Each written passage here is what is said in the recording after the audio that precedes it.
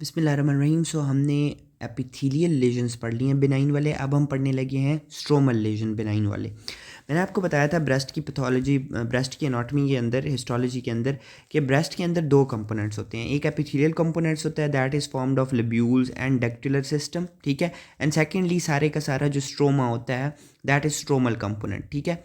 अब जो स्ट्रोमा होता है वो दो तरह का होता है। एक स्ट्रोमा होता है जो कि दो लोब्स को आपस में सेपरेट कर रहा होता है, ठीक है। मैं अगर यहाँ पे एक और लोब बना लूँ, सपोजिंगली ये एक और लोब है, ठीक है, और इनके दरमियान में जो स्ट्रोमा होगा, जैसे कि ये वाला स्ट्रोमा, ठीक है, ये वाला सारा स्ट्रोमा, इसको हम क्या कहते हैं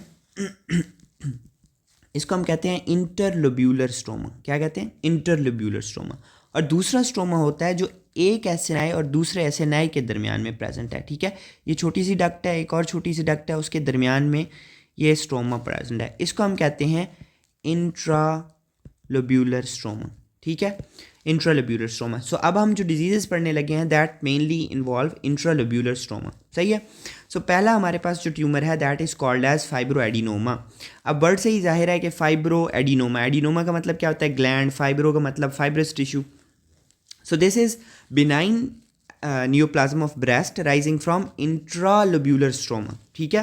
मैंने आपको बता दिया इंट्रालोब्यूलर का क्या मतलब है, कि दो ये एसिनाई, एक एसिनाई और दूसरा एसिनाई, इसके दरमियान में जो स्ट्रोमा प्रेजेंट होगा विद इन अ लोब्यूल। ये एक लोब्यूल है, इसके अंदर मल्टीपल एसिनाई हैं और एसिनाई को आपस में जो छोटा सा स्ट्रोमा सेपरेट कर रहा हुआ है that is called as intralobular stroma, ठीक है। सो इसको हम क्या कहते हैं? Intralobular stroma. So benign epithelial, benign stromal lesion है दैट इज़ फाइब्रोएडिनोमा। अब फाइब्रोएडिनोमा जो होता है एस्ट्रोजन सेंसिटिव होता है, ये आपको याद रखना है। प्रेगनेंसी के दौरान ज़्यादातर ग्रो करता है और पेनफुल होता है ड्यूरिंग द मेंस्ट्रुअल साइकिल्स, ठीक है। ये एक बात आपको याद करनी है। और इसका अगर हम अब मॉर्फोलॉजी देख लें तो बहुत आसान है। मॉर्फोलॉजी में आपको ये कैसा नज़र आ रहा है? आप देखें कि जो वाला एरिया इन्वॉल्व्ड है that is bulging above the surrounding tissue, एक बात, ठीक है। जैसे ये वाला थोड़ा सा एरिया भी इन्वॉल्व है, सो दिस इज़ बल्जिंग।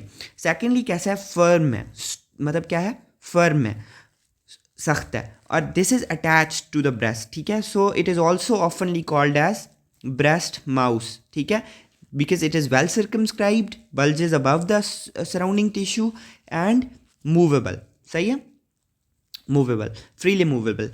और जब इसका कट सेक्शन करेंगे तो ये पर्ली वाइट, बिल्कुल मतलब बहुत ज़्यादा सफ़ेद नज़र आएगा, पर्ल की तरह। पर्ल क्या होता है? हीरे को कहते हैं, सही है। सो दिस इज तीन चीज़ें पढ़ी, वेल सर्कमस्क्राइब्ड है, secondly bulges above the surrounding tissue, freely movable है, कट सेक्शन पे पर्ली वाइट अपेयरेंस है इसकी, सही है। अब आ जाएं कि इसके अंदर जो है माइक्रोस्कोपी में क्या नज़र आएगा। अब माइक्रोस्कोपी में अगर आप देखें तो यहाँ पे आपको दो चीज़ें नज़र आ रही हैं, ठीक है। यही एसिनाई की एपिथेलियम्स नज़र आ रही हैं, ठीक है, ये एपिथेलियम है, ये भी एपिथेलियम है, ये छोटी छोटी डक्ट्यूल्स हैं जो मैंने आपको बता दिया, ऐसा ही है। अब दूसरी चीज़ क्या नज़र आ रही है आपको?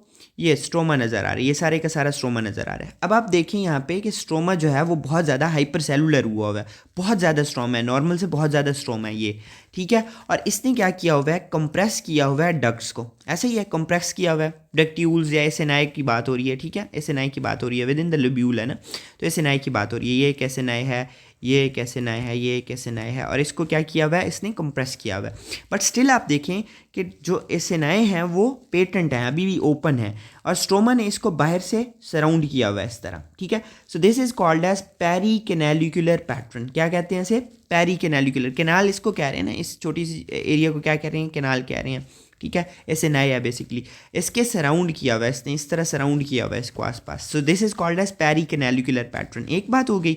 दूसरा इसका पैटर्न हो सकता है जिसमें ये इतना ज़्यादा कंप्रेस करता है कि इसका जो इस तरह पेटेंट ल्यूमेन है वो ख़त्म हो गया, ठीक है, और ये स्लिट लाइक ल्यूमेन रह गया हुआ है इसका। आप देखें सिर्फ लाइन सी रह गई हुई है, पहले नॉर्मल इस तरह थी ना, ठीक है, जैसे वहाँ थी। अब क्या हुआ है कि इतना ज़्यादा स्ट्रोमा ने कंप्रेस किया है कि ये अब स्लिट लाइक ओपनिंग रह गई हुई है, ठीक है। तो सिर इट इज़ कॉल्ड एज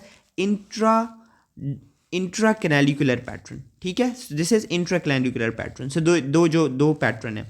इसके अंदर क्या होता है कि स्ट्रोमा ने क्या किया होता है इंट्राकैनालिकुलर में? Compress and distorts the ducts so they are reduce to slit like क्लेफ्ट्स।